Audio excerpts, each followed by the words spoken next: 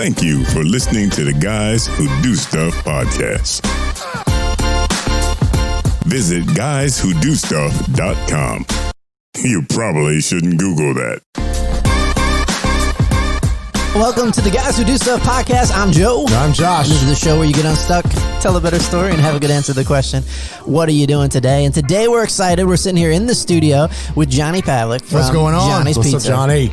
Doing good, feeling great. It's Monday morning, new week, new attack.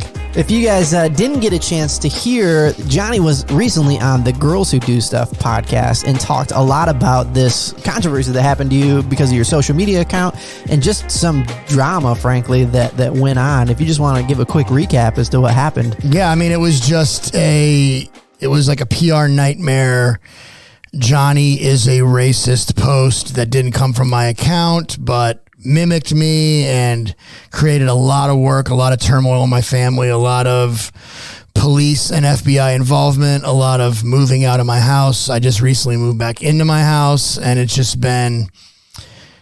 was like the perfect storm at the perfect time with the perfect topic.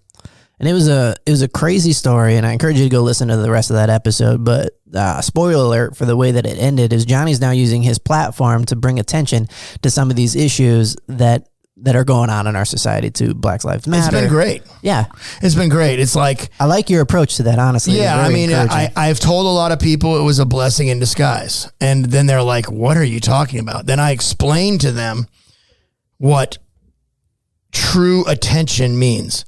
So when it could be negative attention or positive attention, the fact is if you're a positive person doing positive things and you get negative attention, that will ultimately transfer into positive, because you will get people coming after you, looking at you as a negative, and then you have the opportunity to tell your story, show them what you're doing, and you have new followers, new people who are following your vision that may not have before, because there are negative attention mongers that just really focus in on the negative, and it's like you get a chance to get them to kind of see who you are, and then it's like, oh wow, I would have never even invested any time into this person until this negative thing happened, but now I see they're doing all this positive, and you can take a lot of the negative attention and transfer it into positive. That's what I've been doing. Yeah, and I think that's such an encouraging and an inspiring approach to a real suck situation that you and your family have had to go through. Has there been any update? Have you got to move back in? Yeah, so I'm back in my house. Everything's good. I mean, I still see, Holly Springs Police Department. They'll drive by our house. And I mean, we're on a cul-de-sac in suburbia. Right. I mean, let's be honest. Nothing's happening down there. Right. It's comforting to know, though, that like we're still at least on the radar, and we have a great neighborhood, great neighbors that understand everything, and it's been good. The support's been unbelievable. That's awesome. So I think that this probably happened to you because of your massive social media following, or at least that in part is why you were maybe targeted for this. Yeah, I mean, I'm on the cusp. Yeah. I'm on the cusp. If anything, this is going to help me get verified, which is something I've been working on for a long time. I wanted to chat with you about your social media presence, because it's uncommon and amazing that you have 378,000 followers on Instagram as a local business entrepreneur. And I just want to talk to you. What was it like getting to that number? How much work went into it? A lot. I did a lot of reach outs. I did a lot of reach outs. I did a lot of stuff, collabed with a lot of big companies, did a lot of work with Gary Vee, and just kind of like used some of his tactics. And, we met up a couple times, and I think I never really looked at following as important. I always focused on the content, the message, the drive, and it just kind of happened. I never really had a goal. Like, I remember when my goal was to get to 10,000 followers so I could swipe up. I remember that day very clearly. I was like, oh my God, I'm at 9,000. I'm at 10,000. I can do swipe up stories now. And I mean, swipe up, people think that it's like cool to be able to do that. Really what it does is it just lets you add a link to any story. Right. Which, I mean, if you don't understand the idea of call to action linking, then that might not be that important to you. But I mean, being able to put a web link on a story and say, hey, this will happen if you swipe up right now. Like, that's a huge piece. So I remember trying to get to 10K. People don't understand. If you don't have that, you see a lot of that link in bio. People will say something, then say link in bio because that's the only link they can put there. Exactly. And then they'll do stuff like link trees, etc., where like they have a generic link that goes to a page that you can update once you get to the page, so you can share the links. But when you make it to that level, you can actually just link directly to where you want to go. And at 10K, your engagement doubles at that point too. Something in the algorithm changes. No, well, basically you're allowed to like, comment, DM more. Okay. Which is all based on your followers and your health score and how strong your account is. And yeah. So a lot of what I'm doing is really just maintaining an account that allows me to reach as many people as possible. I think a lot of people probably falsely think that if they do something simple like hire the Harmon brothers who did like the poop and unicorn thing for the Poopery commercial, that getting big on social media is some kind of stroke of luck. Like it's a viral post and then you're there. But I don't think that's the way that it happens for anybody. Nope. I'm going to tell you this right now. You could blow up an account with a viral post. If you're not engaging with the new followers, they're just going to unfollow you.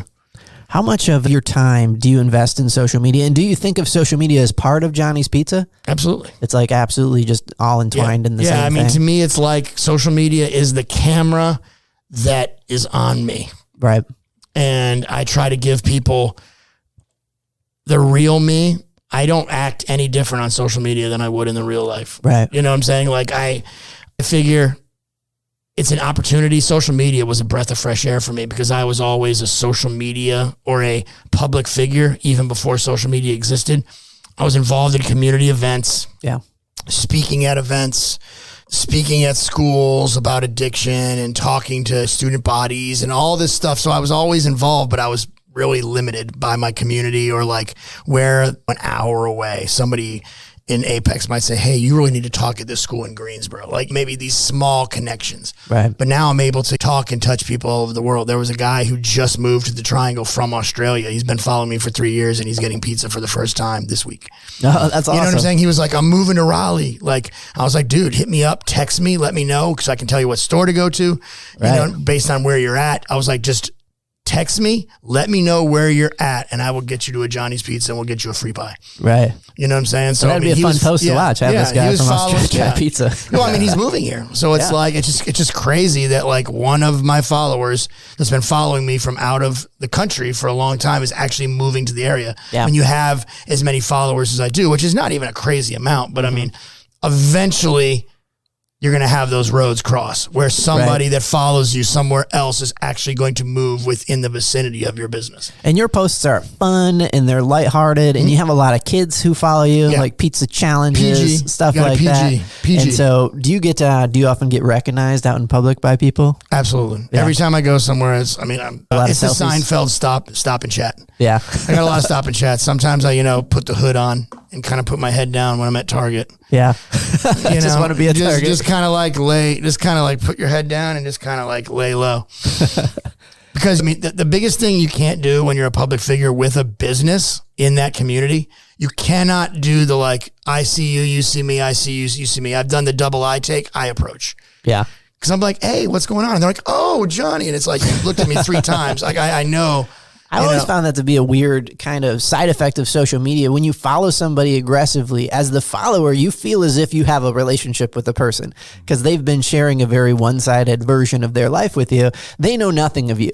But I think sometimes, like the guys that I'm super fans of, like if I met them in public, I would unconsciously probably start a conversation like we're buds. I want to. I want to start that conversation because the way I look at it is when somebody is investing time into following me, and I am essentially giving them something they're looking for, whether it's a representation of a local business person in their community. Like I really consider myself like, I am like the quintessential business owner of a pizzeria that gives people a taste of that pizzeria that was local from when they were a kid. I bring a lot of nostalgia back to people who are like, I remember the pizzeria owner. He was really there. He was always involved. And like, I want to kind of fill that niche. So it's like, I give anybody who recognizes me or is a customer of mine or has just followed my content. I got a lot of people who just like my content and they've never even eaten at Johnny's. I believe I should give them the FaceTime just as I would as if I was working the counter at one of my restaurants and they came in and I'm just like, hey man, what are you up to? Yeah. Like it's like the barbershop meets bartender meets social media meets restaurant owner. Like I want to encompass that kind of personal side to what I do. Right. So social media again was a breath of fresh air for me because it just allowed me to give myself, which I mean, I'm not like some amazing character, but like I think I bring a realness to social media, and actually like I think I'm in the right age group to just kind of say like, F it, like I'm not going to put on a bunch of dazzling effects and I'm not going to pretend to be something I'm not. I'm just going to give it to you real. Yeah. Like me or not, I'm not 60 and I'm not 20. Right. I'm 40. But, you know, a lot of 20-year-olds think I'm 20 and a lot of 60-year-olds are like, what the hell are you doing? And I like that. If a 60 or 50-year-old person is like, what the hell are you doing? Then I'm doing it right. Yeah. If a 20-year-old is like, dude, aren't you like 28, 30 years old? I'm like, dude, I'm 42. They're like, what? No way. So it's like you want to appear younger. You want to appear younger to the young people, and you definitely want to appear younger to the old people. I think you do a fantastic job on social media. And I know the first time I saw you was at a movie theater. So this is a couple of years ago. You were running ads with your family before the movie theater, and the ad worked for me. I was like, that's a guy that seems nice. I eat pizza. And so we went and we tried out a Johnny's Pizza, I think like a week later. It had the lightsaber. It was at the Morrisville theater. Yeah. Yeah. That's right. Mm-hmm. So you ran in at one theater through that screen Well, they company? put me on a couple because they were like, we really like this ad. You know, because we really like remastered it, and there was a lightsaber. That kind of like it was cool. Little fun. Yeah. So was it Gary Vee who said that he was talking about social media? If it was in fact him that quoted it, as you mentioned him earlier, that you should, instead of thinking about creating content, you should document. Yeah. So that was him. Mm-hmm. Do you kind of follow that principle? Yeah. I mean, if you're going to the grocery store, just be like, hey, I'm going to the grocery store. Because I think that would help people get out of that mindset of this is work, whereas opposed to you're just sharing, you're just documenting what's going on, as opposed to I got to create this crazy post. And if you work hard to create like a polished post, like that's a serious time commitment. Yeah. Whereas if you have created a channel that's just genuine and authentic and you can create a post relatively easily from the amount of time that you spend creating it. Yeah. I mean, I've had like nights where we banged out like 10 pieces of content, and they all worked really well. And I've spent the same amount of time making one post and it flopped. Yeah. I remember one night we did like put McDonald's in a calzone, and then we did a Harry Potter, and then we did a Jeopardy, and then we did like, I mean, we were just like, we had a list of like 10 things, and we were just banging out content. We went to Walmart, got some props for like $50, and just like, we just like banging out piece after piece, and they were all like solid posts and were funny. And it's just like, we were in that mood. So we just knocked out a bunch of posts between like 10 and 2. Now, granted, we didn't post them all at the same time, but we pretty much captured all the content, and then we're just kind of editing as we went, and we were just releasing like really cool little minute clips. And then, I mean, we've spent the entire night or 2 nights working on a piece of content that was just like, we got to the end, it was like, this is over edited, this is too thought out, and it was just kind of like average. Yeah. So sometimes it's quantity over quality, because you never know what quality is. Your idea of quality might not be the following or the just, you know, the masses. Yeah. So many people are probably listening along, nodding their head like, because we've all had those posts we work super hard on, and we're like, that's the one. That's the one. Yeah. There's nothing. Yeah. And then you, for some other reason, whether it's just you're being more genuine or whatever it is, the other posts play better. Yeah. I mean, my realists, my most successful posts have always been heartfelt. Yeah. Where you put yourself out there. You put yourself on a platter, and it's just like, chew me up, spit me out, whatever. Like, here's what it is. This is where I'm at. Right. You know what I'm saying? If you give people authenticity and they can read it, if you actually dump yourself out on social media, like almost like you were in the psychologist chair and just give it to them. Right. You know what I'm saying? It'll work out. So at what point did you bring on help for your social media? What point did it go from you running it to a team? I mean, it morphed. I've got people coming. I've got people going. I mean, things really, really started back in, I ran everything up until 2016. And then I was like, okay, like I need some help with this. It was really not a time issue. It was more like I need some data going into my posts and how they're responding based on which time, like post primalities, and, you know, like based on my following, when should I be posting? Like just stuff that I really didn't take into consideration. How many times you post a day? Right. What days do you post? What days do you not post? I needed somebody kind of like overseeing my accounts And I had hired probably like 15, 16 different companies. And most of them I didn't even pay because they didn't even make it a month. Yeah. Because I was like. So I wanted to ask you about that specifically, Yeah. because if you're a business owner, you're probably not immune to the 1,000 emails and Instagram DMs that you get from company X that says, I will 3X your growth. Give me $40 and it'll be amazing. And to me, they always read as scams. And I manage social media accounts for some local companies. And I've been around it long enough to know that if you pay for followers, you're just paying for farmed followers that don't create engagement. And it's a short term, like make you feel good ego hit, but it doesn't help your account. And so what have you learned from working with, because you've probably worked with a bunch of companies like that. Yeah. I mean, I've worked with companies for a very brief period that were jokes. The companies that I'm working with now are the kind of companies that are trend setting in the industry. I mean, they're quietly doing things that nobody else is doing. Right. And I mean, the people that I'm working with now are working with companies that are working with Gary Vee and Grant Cardone and Alex Rodriguez. And, I mean, it's real superstars. Right. And I mean, these people are buying services from these people because they have niches in the industry that will allow them to view stories. And there's a lot of activity you can do that is pretty seamless. It creates a sense of interest in people's accounts, which can in turn bring them back to your account. Yeah. It would almost be like if you had robots knocking on doors just saying, hey, how are you doing today? You know what I'm saying? Like you're going to get some buzz from that. And it's like, I really want to have a conversation with you, but I can't knock on 1 million doors today. Right. You know what I'm saying? So it's like, hey, I want to engage with you. And there's a lot of services out there that can kind of like get the conversation started. I really call them like conversation starter, like services. And it just kind of like, it's through auto DMs and chat bots and stuff like that. A lot of it is, people say that it's more like, like they don't like bots. People are so against bots, but it's like, you can't afford to pay 1,000 people doing custom messaging for you. Right. So Especially when the custom messaging isn't going to be that custom. Yeah. Like the first one's probably going to be, hey, how you doing? Yeah, exactly. I mean, it's like you need to have some help. You know what I'm saying? And ultimately with AI and all this stuff it's like, ultimately if your goal is to just generate followers, generate likes, and try to sell a product that's clickable on your website, you have one direction. My style is really like, how do I get my message out there? Right. And how do I engage with more people on a daily basis? As Gary Vee said, he said, I want to meet every single person in the world. I mean, obviously that's not an achievable goal, but I mean, in his mind, he really likes people so much that it's like he wants to somehow touch, engage with, or reach every single person that exists on the planet. You know what I'm saying? And it's like, that's a good drive because it's like, what you're saying is you think you have something to offer, even if it's like, hey, you're going to have a good day today. I know your day might suck right now, but you're going to have a good day today. Bring some positivity to somebody you might not even know in Kansas. You know what I'm saying? And there are people who want to see people happy. And I think that like those are the people that are the most successful on social media. I don't see a lot of super successful social media accounts that are like super negative. Yeah. Or like super sad, or like there might be ones that are about sad things.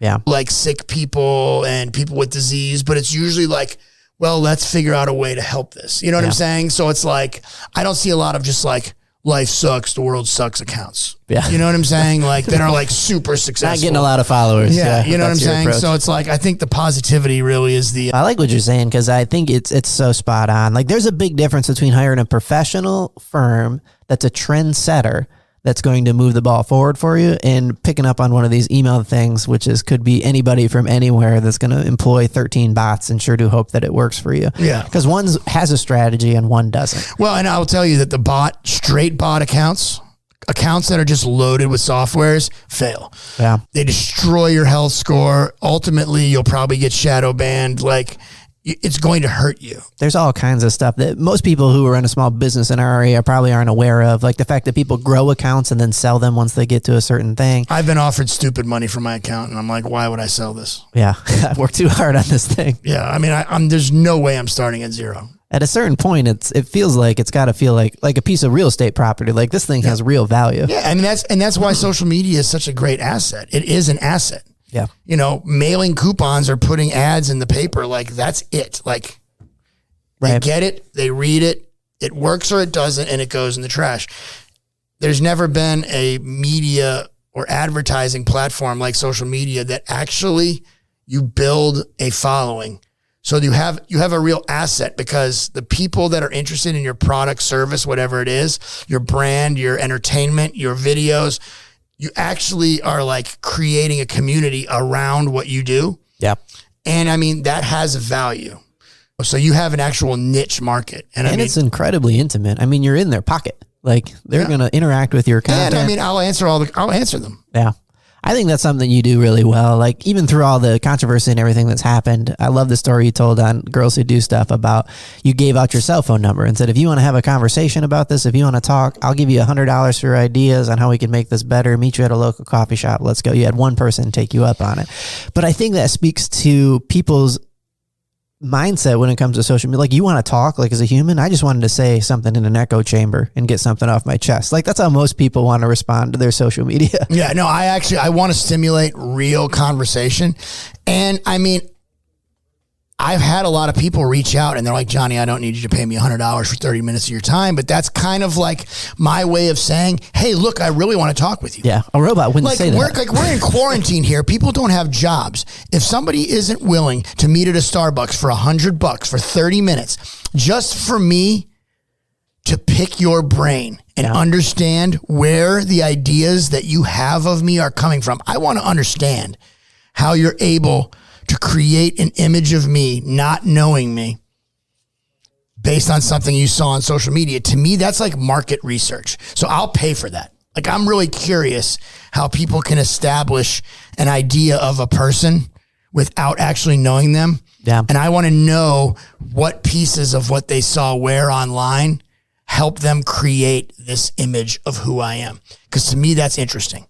It's interesting like how, you know, text, videos, or news can be deployed to help somebody depict what they think you are. Yeah. So I will pay money to actually research that idea. Right. Like I want to know where, like, well, then I saw you do this and I'm like, oh, so it was that post and the way that got worded, you know, and it just, I'm very curious as to how people like create ideas about other people. Because I love people and I just love the human experience and interaction. It really excites me to kind of see how that works. So I'm willing to pay for that research. And nobody takes you up on it because ultimately they have to get off their ego of feeling like they're right and open their mind to be like, well, I'm going to actually talk with this person and maybe they might not be who I thought they were. Right. And I'm going to have to admit that, hey, you're not who I thought you were. Which is almost 100% of every stereotype, racism, prejudgment of everything. It's very hard for people to turn. So they're like, wow, like I might have to like shift my opinion of this person and I'm going to have to go online and take back a lot of my, it's like they'd rather just stay in their lane. Yeah. You know? So Josh and I were talking and I'd love to get your thoughts on this idea that's been shown up in marketing, this big change for like the last 30 years, marketers have always avoided politics. And it seems like because of what's going on with the Black Lives Matter movement and because of the causality of the younger generations, that there's been this almost paradigm shift in marketing that now, and I'll use Nike as an example, although we could certainly use Johnny's Pizza as an example right now, but Nike was forced to take a stance on the Black Lives Matter movement because they were starting to lose business because they weren't vocal enough. And so this is actually a really interesting switch in the way that marketing has happened for a long time. And Josh and I were talking earlier about like just my opinion on it. Just another opinion in the wind is like, I don't really need my shoe company to have a political backing because I understand that companies are made up of people and companies don't really have souls like people have. And so I don't like treating companies the same way I would treat a person. Mm-hmm. But you've just recently lived through this in a way that not a lot of local business owners have. What's kind of your feedback on that trend that's going on right now? I think that I was kind of put in a position where I had to. I didn't really have a choice. It's either, I don't remember what movie it was. I don't remember the movie. You run, you die. if you run from an issue, it'll kill you. You have to attack it head on. So when all this got brought, I had no choice but to take a stance on my beliefs. Yep. And I brought a lot of political issues and political agendas into what was typically just a like fun family restaurant entertainment page. Right. Really became a political debate page. I've never seen so much like activity on my pages that was so back and forth. And it really, I mean, ultimately I gave people a platform to have debates, which I mean, I think is cool. Like my feeds became debate rooms, which I mean, I believe there's a need for that type of space. So if my post created debate, I'm perfectly happy for that debate to go on within the comments of one of my posts, right, because I believe that debate needs to happen. Even if it's, you know, off color or people are maybe saying inappropriate things, it'll eventually get flagged or taken down, or I'll eventually delete it or hide it or whatever. Right. I mean, I just think that when people need to let that stuff out, even though people say, well, social media, those things, at least to that person, needed to be said. So hopefully they're getting something off their chest that will allow them to like refocus their life, right, and like maybe see the other side. Yeah, I think a lot of people from social media accounts were afraid to post anything that could be controversial because there's a lot of, well, what if somebody says this, and then how would we handle it? And so I used to work at a large mega church, and I ran their communications department. And so I was over social media, and I'd get that question a lot. What if we post something, and then what if somebody says something negative? So we would have like these policies that we put into place. And ultimately what I wanted to do was, why don't we just treat it like they're in the foyer of the church? If somebody says something crazy, then you address it as if there was a human on the other end of that conversation who said something because they were either hurt or wounded or upset or angry, and you have a conversation, which sounds really great on paper, but people don't have the same level of discourse on social media that they do face to face. Yeah, exactly. And I mean, I don't know. I'm just a firm believer that people need to say what they need to say.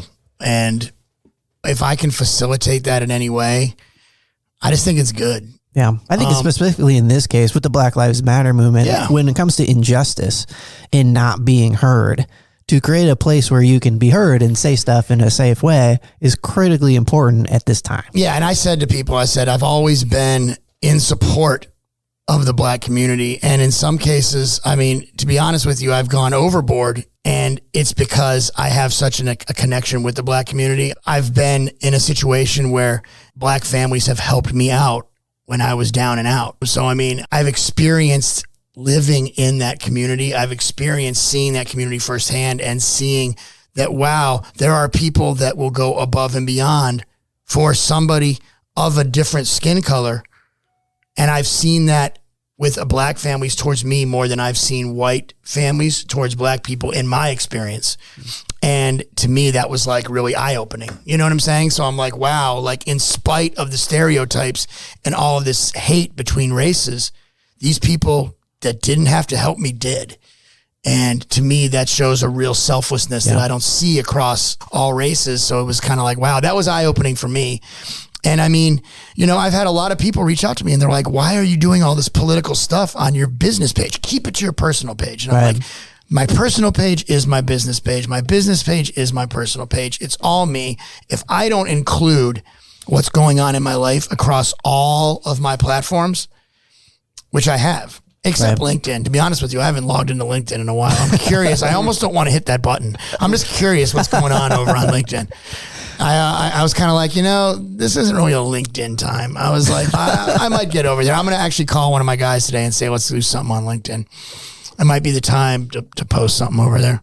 But so back to that idea, because if you're a local business owner and you were thinking to yourself, just like you mentioned some people giving you advice, like, why bring that up? That time might be changing. Like you might need to figure out what that looks like for you in the future and to what is your response to the issues that are happening in the world. Because I think what's happening for younger people or people who are upset feel like by not talking about it, you're complicit. You are taking the side of the wrong side by not addressing or not joining the conversation. And it feels like from a purely marketing standpoint that what people who patronize local businesses are wanting is to know that you don't stand for injustice or things that are or could be viewed as a part of the, not could be viewed, but are just immoral and things that shouldn't be happening, and that you don't stand for that. And that's basically like, it seems like what the people that patronize businesses, they just want that. They just want a statement that says, hey, that's not cool. We're against that. But that is kind of hardwired for the last 30 years of marketing, is like, oh, you shouldn't touch that. Like, you really shouldn't talk about that on your social media or publicly. Or yeah, I mean, religion and politics were two things that I stayed away from. I will touch all aspects now, politics, and then you're bringing in religion, because now it's bringing back a lot of the recovery stuff from my past, which obviously God was a big part of. So now it's like, oh, well, you believe in God. And I'm like, well, I believe in God because I got sober and I was taught how important a higher power for me God was in getting me sober. And it's just like, you know, it's wide open right now. Relevant Media Solutions believes that marketing is storytelling. They help take business owners from feeling scared that their ineffective website is losing business, embarrassed of their online presence, and worry that their customers are not finding them, to business leaders with a useful website that grows their business and sees customers return. Let them help you tell your story. Visit relevantmediasolutions.com today. if you think about it from a marketing standpoint, for so long, and you mentioned it earlier, the marching beat drum has been authenticity. People that are doing it right, you need to be authentic. And to leave out a couple of big portions of our humanity in our social media feeds or out of our companies, which is politics and religion, can kind of feel like being inauthentic to people. And I wonder if that's part of the reason why people are demanding a little bit more content on this. I don't know. I'm just spitballing right now, but yeah, I got people reaching out to me within 1 minute. 2 people that I was like, "Hey, I'm busy in a podcast this morning." They both forgot that I told them that last night, and they're reaching out to me. I'm like, "Oh yeah, don't reach out to me in the morning." How's the podcast going? They're wondering. Do you want to put them on speaker? We can record. No, absolutely not. So one of the things that we love on this show is to kind of hear people's origin stories. So why pizza? How'd you get into it? I mean, I think that I just fell in love with it. Going to the mall, playing video games, love a slice of pizza. Rode my bike to the mall. It was in Is the that day. why you see Bart Simpson so much in so many of your t-shirts? I love and Bart stuff? Simpson. I love Bart Simpson. Bart Simpson is like, there are 2. When you say playing video games, that's the game I think of that used to be in the arcade, that Simpson one with the 2 screens where you could be Bart and hit people with the Yeah. I can tell you this. The Simpsons, those are my characters. Bart Simpson, I can relate to. He was a rascal, always getting in trouble, misunderstood. Obviously a good kid, just got wrapped up in the wrong things. Totally my story. Yeah. And Woody Woodpecker, just a rascal, causing trouble, kind of like laughing, you know, like those are my 2 characters. Both high energy. They never stopped and until they crashed. That was kind of me. But getting back to the pizza thing, the arcade sold pizza for me because it's almost like the Fast Times at Ridgemont High, like the mall, pizzeria, arcade. Like it was that time. I was riding my bike to the mall at 10, 11. Yeah. It was just a different time. Like it was like, you talk about people talking about like the 70s and like our parents let us and we come back at dark. Well, that's how it was for me in the 80s and 90s. Yeah, children. I just got to like leave. You know what I'm saying? It's weird now. It's like my wife is like, he can't. I'm like, babe, he can go down the block. Right. Like there isn't an increase in like child predators right now or kidnappers. Yeah. Like the kidnappers were always there. You know what I'm saying? Yeah. And it's like, why is there this now? It's different. Well, now it's because the neighbor across the road thinks that that's crazy and you don't want to be I think it's perception of parenting. Because my parents are like, they don't care. Yeah. And I think we're robbing our kids in a certain sense of some of the, like, freedom. My parents would allow me to, because now we're talking about video games and stuff. I lived in a very rural community. And so the nearest place I could go play video games was a grocery store a town over. So this is an 8-mile bike ride. And I would ride my bike there. Yeah. I'd get a couple buddies and we're like, we're going to go play some video games at the grocery store and rent like a Nintendo cartridge and head on back home. Yeah. Yeah. So you'd go play stand-up video games and then you'd rent a game. Yeah. And then in the backpack, like you couldn't wait to get home. Like carrying this piece of plastic. Now it's just there. You don't have to, getting that cartridge home was like a big deal. Yeah. We're all about the same age. I love how bikes are such an integral part of our past. You know, Yeah, kids don't really, you don't see it as much. Well, no, it was the only way to get around. Yeah, you see an increase now because of COVID. Like you can't barely buy a bike, which is kind of a good thing. And you can't buy a video game either. It's crazy. I was trying to find a Nintendo Switch. Can't get a Switch. Can't get an Xbox, a PlayStation. They're sold out. Well, we had to cancel a vacation, so we wanted to do something fun for the kids. So we wanted to buy an Oculus headset, the VR headset. Yeah. So hard to find. Are they? So hard to find. Everything's sold out. Yeah. I saw Target. This is the first time I ever seen it. Target said they had Nintendos for $499 when the retail was $299. The new small ones? I was like, I've never seen a retail store price gouge. do the price gouge. I was like, because it said Target $299, and I went there and it's like 6 more left, $499, and I'm like, wow. Price. I was like, this isn't like resell. This isn't like one of the other people selling on Target. This was Target. I was like, wow, they just put a $200 price tag on a retail product. Yeah. I was like, times must be tough. I've never seen that. Yeah, that is Normally crazy. they'll just say sold out. Yeah. You know, we're sold out. People are the ones that do it. They'll go buy all 10 of them and then put them on eBay for, $500 a piece. And you can get a lot of Switches right now, like on offer for $500-$600. Believe it or not, eBay is the place to buy a Nintendo Switch right now. Yeah. Because it's only $100 more. I believe that the eBay community is a little more lenient. They're like, I just want to like make my money and flip it. Yeah. So like the retailers are like, well, we have overhead, we have this and that. They're the ones selling it for $500. You can go get one for $399 free shipping, and it's $299. My daughter had worked her butt off saving up money to buy a Nintendo Switch, and it was a little frustrating when it was so difficult to purchase one because kids are so used to just being able, like, why is it not at the store? Yeah. Like, how come I can't just buy the thing? Well, I have money. Yeah. Like, yeah. I mean, I tell people all the time, like with shoes, like I'm big into Yeezys, and it's just been like, people are like, can I get a pair? And I'm like, dude, they went on sale like a week ago. What are Yeezys? Yeezys are Kanye West Adidas shoes. Oh, cool. Yeah. I think I'm wearing some. Yeah. Huh.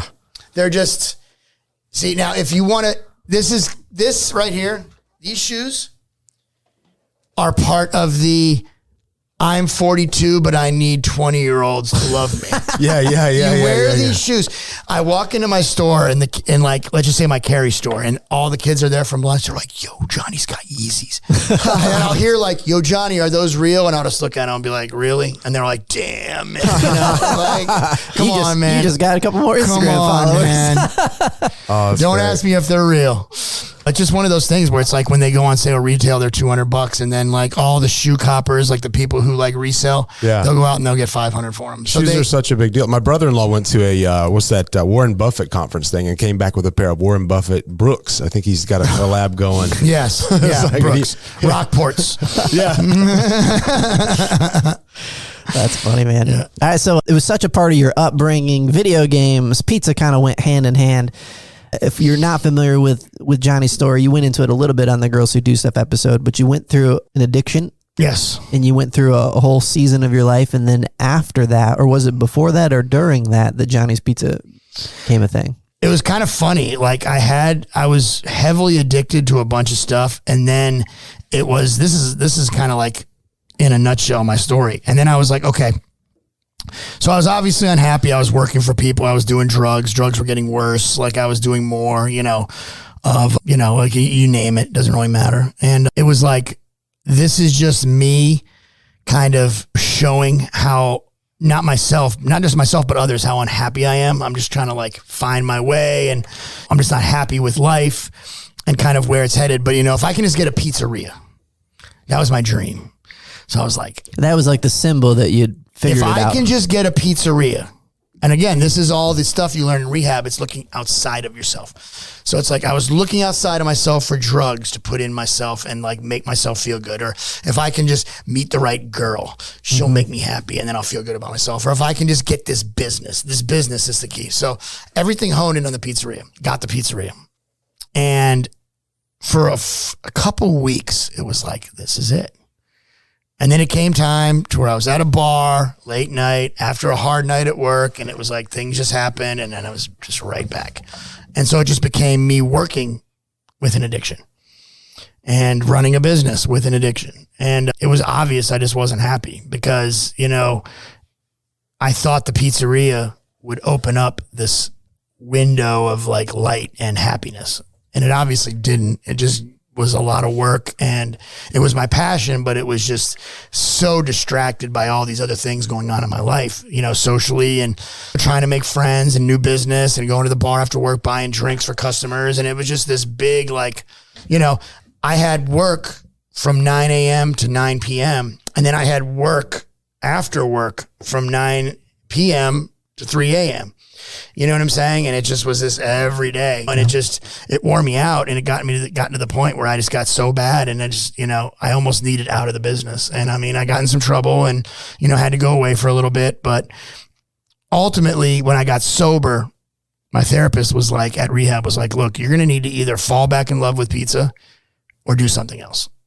Like your whole, like everything you've done, you were under the influence. All the major adult decisions you made. I mean, this is up until 30 years old. So, I mean, I went through my 20s. Yeah. You know what I'm saying? Like working, you know, home, vehicles, all this stuff, and somehow doing it under the influence. So they were like, you're going to need to fall back in love with pizza. It was almost to the point where I didn't stay in pizza. Yeah. It could have very easily been me doing something entirely different than pizza, which looking back at it now is like, holy crap, I might not have been in the pizza business, you know? But it was like, you got to find, you know, your new balance. Yeah. And so I somehow fell back in love with the pizza business.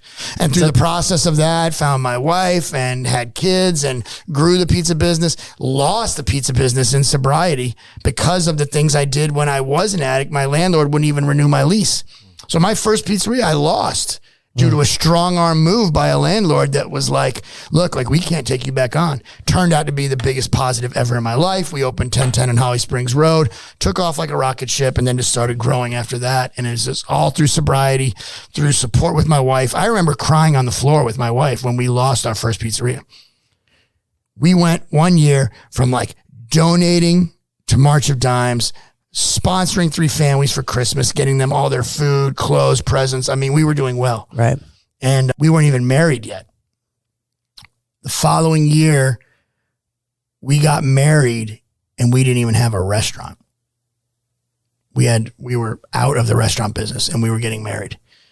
And it was just like, wow, like where is this going to take us? I was literally buying iPads, computers, laptops on eBay, reflipping them on eBay, buying stuff on Craigslist, selling it on eBay, buying stuff on eBay, selling it on Craigslist. Like I was just like doing anything I could to make money, and a couple $100 a day, driving to Smithfield, driving to Clayton, pick up an iPad, sell it over here. I mean, like anything I could do to put money on the table. Now, granted, my wife, she was a nanny at that point, so she was bringing in all the money. She kept us afloat. Yeah. And it was just like, ultimately, it all came back to just staying sober, staying on track. I ended up getting a restaurant, did very well. And it was just dumb luck. Yeah. It was just dumb luck. Or the man upstairs looking down on me. You know what I'm saying? It was like, you've paid your dues. Like, it's time for a break. You know, like I got a break of just saving my life by getting sober. That was the big break. Yeah. But then within staying sober, I finally caught a break with one of my restaurants, and it just really, it opened up the door to everything. And that's one of the reasons I love talking to local business owners like this, because you might think if you're just a native of our area, the Raleigh area, that you just kind of, it rains gumdrops and you crap rainbows. You got 4 pizzerias, you're doing really good. You got a strong social media following. And I really think that a lot of business owners think that they have to work harder than everybody else, when the reality is that owning a business is hard work, and you lose stuff. Things don't always go right. And I think there's a good sense of community that comes from that we're in this struggle together as business owners. And when you were telling your story and just the whole Bart Simpson and video games and your therapist telling you get to fall back in love with pizza, I like saw that as like a John Hughes movie. Like I would love to watch that movie, Falling Back in Love with Pizza. Yeah. Set in like a 90s comedy, 80s comedy vibe, and kind of hear a little bit more of that story. That's good stuff, man. Yeah, I mean, it was the chain of events. I mean, I almost need to document all this and just put it down on paper, because it's all just a blur to me. Yeah. In sobriety, it's a blur. Like totally with it. It's just like just life, the way it happens, and just having kids and through all this. I mean, I've almost lost my marriage, you know, over this business, and just And this is in sobriety, you know? So even in sobriety, life has been challenging, you know? Right. Don't think that things just automatically get easy because you're sober. Did you find that the addiction that you struggle with, you just replaced with the addiction of working? I think it's with working. I think it's with excitement. I think it's with the hustle. You know, I've been distracted by new ideas. Where for a week, I'm like, I'm going to do this. I'm going to open a business over there and it's going to be a bar and we're going to do this. And I call my brother and we're going to be partners on this. And it's like, I'll get so wrapped up in this next move that, you know, I won't even say hello to my kids for a week. You know what I'm saying? They're standing right there and I'm on the phone, like, and they're like, my wife's like, they want to play with you. And I'm like, hold on. Like, you can get so wrapped up in what you're doing that it's easy to overlook what's really important, you know? So how would you define success? I think success is all about family, man. Like I come back to family. I just come back to family. And I believe that because it's like, if I didn't have to do all the things I have to do to provide for my family and set up people in a position to live comfortable lives, I would just hang out with my family on an island all day.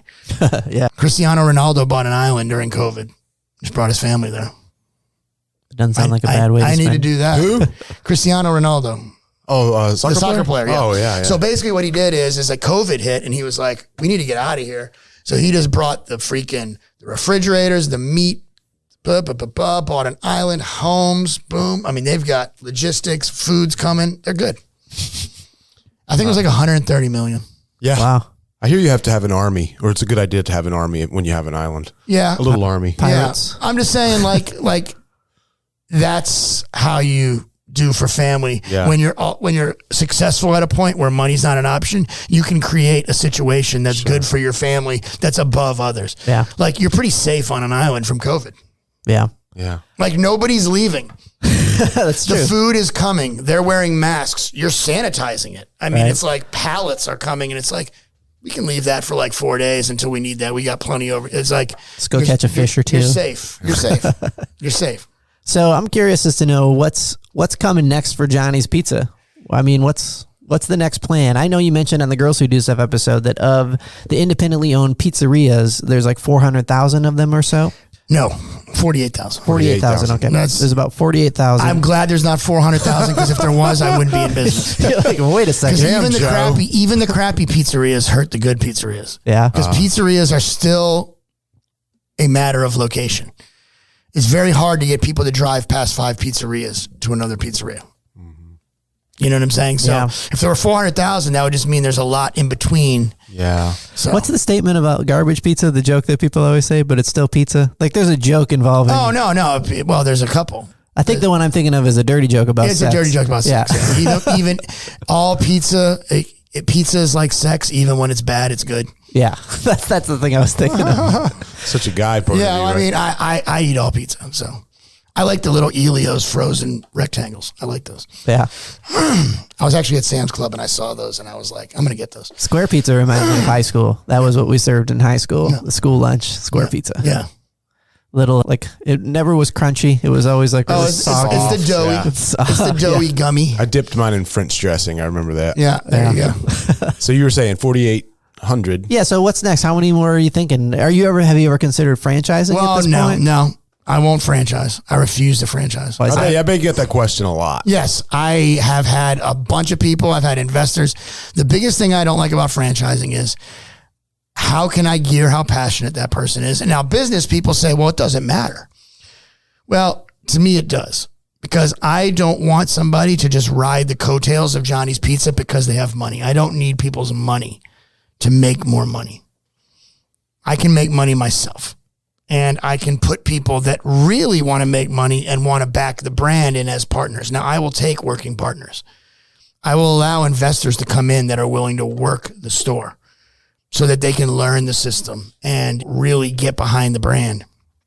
I mean, it's just, I don't like the idea. I mean, I know a guy who's got like 40 in Texas. He's the largest independent in Texas, Double Dave's. And he's like, yeah, I got a guy pissing in the wind in Oklahoma. But the thing is, it's like, you let them operate and hurt your name because, I mean, they're still giving you a little something, but they're hurting your brand. And it's like, you don't have anybody who can replace them.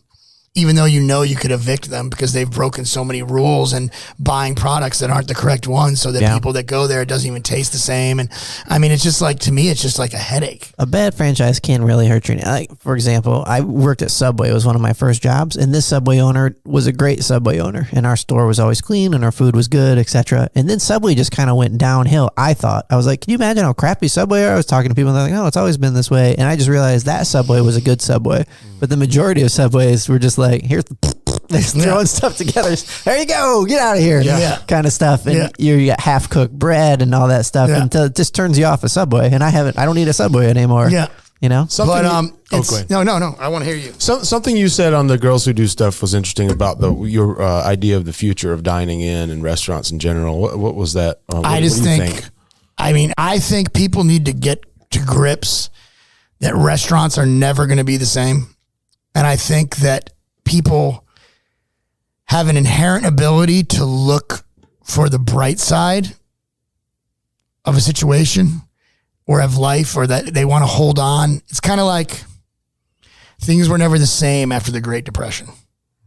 You know what I'm saying? Like, it created, like, to where my grandmother was like saving scraps. You know what I'm saying? Hoarding sheets. Yeah, like whether you believe it or not, this whole situation has changed the world. And restaurants will never be the same.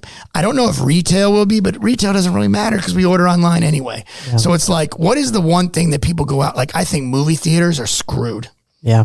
I mean, it's like, if you have a business where your model is about packing as many people in a space as possible, you're screwed because you need more square footage. Well, more square footage costs more dollars. What are you charging to cram as many people in? Oh, by the way, you can't cram as many people in. Yeah. It's like, it's an algorithm that will never work. And events, I think, fits in that category too. Events. I mean, who's going to PNC and watching? No, but like, what's going to happen with the NFL? Yeah. You know, I need my football. You know what I'm saying? Like, how are they going to do that? How can the revenue, there are programs, sports programs in colleges that are canceled. Yeah. They're just, we're not doing wrestling anymore. Is wrestling the one? No, I mean, it's just one of. I mean, I'm just saying, like it's just sad that like there's just not going to be sports like we remember. It'll never be sports like we remember. It'll never be restaurants like we remember. It'll never be events like we remember. Everything's changed. And people are like, oh, well, restaurants will get back. I don't see people in this area dragging 3 of their kids out into a packed restaurant, shoulder to shoulder. There used to be restaurants that I used to eat at where literally I'm rubbing shoulders with the people next to me. Yeah. Sure. And did I care? No, because the food was amazing and it was an amazing experience. But now you throw COVID in, right, and future pandemics. Let's not even talk about COVID. Let's talk about what about in 2 years? Right. Different one. And you made a point, and I agree with it, and I thought it myself, that just because the government says now you can be back at 50%, or just because they say you can be back at 75%, doesn't mean that's the way the majority of Americans feel, and 50% of us are just going to run right out to restaurants. No. Nightclubs and bars will do fine. Even though they're packed. They're not packed. I think what they're doing is they're consolidating seating areas. I think a lot of clubs are going to become lounges. So they're going to take a dance floor in an area and they're going to build little like couch gatherings. And so the rule will kind of be like, you don't have to socially distance with the people you come with because you're already comfortable with them. Yeah. Like, you guys are already, like, you 10 people have already been in a home pre-gaming. Like, you guys are comfortable with each other. You just need to stay away from everybody else. And like, you guys sit here, waitress will come to you and bring you drinks. Yeah. They're going to charge you more, but you have the opportunity to meet people. And ultimately, in my opinion, late night social gatherings are about one thing, and that's about a guy meeting a woman, or a man meeting a man, or a woman meeting a woman, whatever it is, and building a relationship from that. That's why I went out, you know. So I think bars and nightclubs still have that social aspect of like, you know, meeting people for a relationship. That's not why people go to restaurants. I think people go to restaurants for a dining experience. Yeah. And if the dining experience is so convoluted with like weird new nuances, masks, pens, touch this, don't touch that, the bathroom, is there a line for the bathroom? You got to take a number for the bathroom. We have to have a cleaning crew go in after that person went to the bathroom. It's like, what an embarrassing situation. What about buffets? What about buffets? Yeah. Take a number. Golden Take Corral. a number. Golden we Corral. have to sanitize. Yeah, Goodbye. Goodbye. Yeah. Chinese buffets. Goodbye. It's over. I love Chinese buffets. Yeah. It's gone. Indian just buffet. can't, like, I don't want to like even me, and I'm pretty loose. I'll be honest with you. I keep my restaurants really tight, but me as a person, like, I'll go out. I'm not as worried as much as I should be. Ask my wife. My wife, she runs the kids. She runs her. She's like, wash your hand. I mean, dude, she's on top of me like crazy. You know what I'm saying? So she's keeping me in line in our home. But like, I'm going to be honest with you. I'm not as safe as I need to be. You know what I'm saying? I'm just not. I think a lot of us run feel my like we restaurant should be that way. safer. I'm just saying, like, me personally, like, I'd go to a buffet right now. I would just want to like see what's going on, and you know, they're gonna have to switch the tongs out, and I mean, just like this big process. From me running a buffet, I'd close. If I was the owner of a buffet, I wouldn't try to reopen as a buffet. I would try to pivot and figure out a new way to market my product. So you said on the Girls Who Do Stuff, essentially that the dine-in experience is done. It's done. So do you think that there's any kind of silver lining? Do you see any trend coming that this is what it's going to look like? I think that people are going to have to learn how to eat their food out of to-go containers, which is how I eat anyway. So I'm already way ahead of the curve because all my food is in to-go containers. Yeah. You know? I found that we've been eating to go, like many Americans, so much more frequently, and curbside, which is a whole new thing. So you can get your favorite restaurant. It just comes in a container, to your point. And there's just no dining experience. And we've been out a couple times. Like we went out to Texas Roadhouse, and there were some quirks, right? Like they didn't bring us a menu. Like you had to take a picture of a QR code on the wall that would call up a website so you could look through the menu, and just like little weird stuff. But I feel like the longer we spend in COVID, my family's more and more comfortable with takeout and curbside. And it's almost like they'd rather, like, why don't we just bring it home though? Like we could go, but why don't we just bring it home? Well, I mean, that allows you to, I mean, honestly, I would rather my kids eating to-go food, watching an iPad at the kitchen table versus going out to a restaurant and being the family with an iPad in front of their kid in the restaurant, getting looked at by the table next to them saying, why the hell are they letting their kid watch an iPad during dinner? At least like when it's at my house, nobody's judging. Yeah. Because I'm definitely the iPad at dinner family. I was going to say, we got TVs at our house. That's probably the big draw. I mean, the only way I can get one of my sons to eat, my other son will eat anything. He's a garbage disposal. But my other son, literally, you have to put an iPad in front of him just for him to like maintain focus in like what's in front of him. Because if that's not there, then he's like everywhere. He's looking for something to do. Well, it is an interesting time. And I don't know what the stats are, but it's got to be really frightening for anybody in the restaurant industry. I feel really sorry for people who can't figure out a way. In some restaurants, it's just not possible. Gourmet dining, steaks, very tough. The quality of a steak to go is diminished so highly. It's like, right. Like I can cook an average cut of steak at my house better than a quality cut to go. Yeah, there's just you too know what many I'm saying, variables and it's with just steak. like I'm a great steak cook, so I can cook. I used to go to steakhouses for the experience of I don't have to cook a steak. But now I'm not going to spend the premium on a good steak from a good steakhouse and bring it to go. There's just no way. So does that mean there's going to be more surplus of good steak to, you know, actually what's happening is the demand for steak is down so much that now there's just expensive steak. Beef is expensive. Everything's expensive right now. Cheese is expensive. It's crazy. Yeah. I think it has something to do with the supply chain. And things are just crazy right now. If you're on the wholesale side, you see it. I'm in the restaurant business, so I see the wholesale side of things. It's crazy. Are you food trucking? Are you going to do food truck? I'm actually buying a food truck after this. Are you? Yeah. I'm going to do the deal. We wish you well in that deal. Yes. so I'm excited. if you choose to drive it around, like we were joking on the Girls Who Do Stuff, as a French fries. They want just French fries.